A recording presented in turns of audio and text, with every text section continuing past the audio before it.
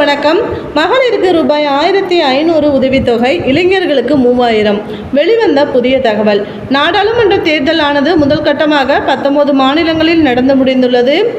தற்பொழுது வரும் 13ஆம் தேதி ஆந்திராவில் நாடாளுமன்ற தேர்தலுடன் சட்டமன்ற தேர்தலும் நடைபெற உள்ளது.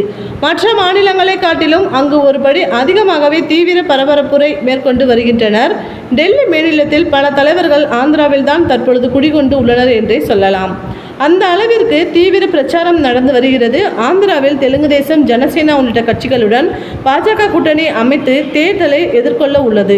நேற்று பாஜக தேர்தல் அறிக்கையை வெளியிட்டது. அதில் தமிழகத்திற்கு வழங்கப்படும் மகளிர் உரிமை திட்டத்தை போலவே அங்குள்ள பெண்களுக்கும் மாதந்தோறும் 1500 வழங்கப்படும் என்றும் தெரிவித்துள்ளார்.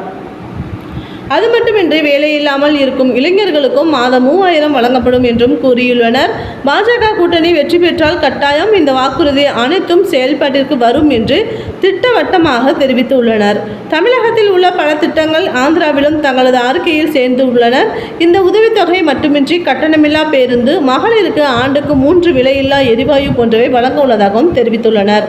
குறிப்பாக மகளிரை கவரும் வகையில் அதிகளவு வாக்குறுதிகளை பாஜக கூட்டணி தெரிவித்து உள்ளது. அது மட்டுமின்றி பள்ளி செல்லும் குழந்தைகளுக்கு 15000 வழங்குவதாகவும் தெரிவித்து உள்ளனர். பாஜக அறிக்கைதான் தற்பொழுது ஆந்திராவில் பெருமளவு பேசப்பட்டு வருகிறது. அதிலும் தமிழகத்தில் உள்ள பல நலத்திட்டங்கள் தற்பொழுது ஆந்திராவில் அறிக்கையாக வெளியிட்டுள்ளதாகவே கூறி வருகின்றனர்.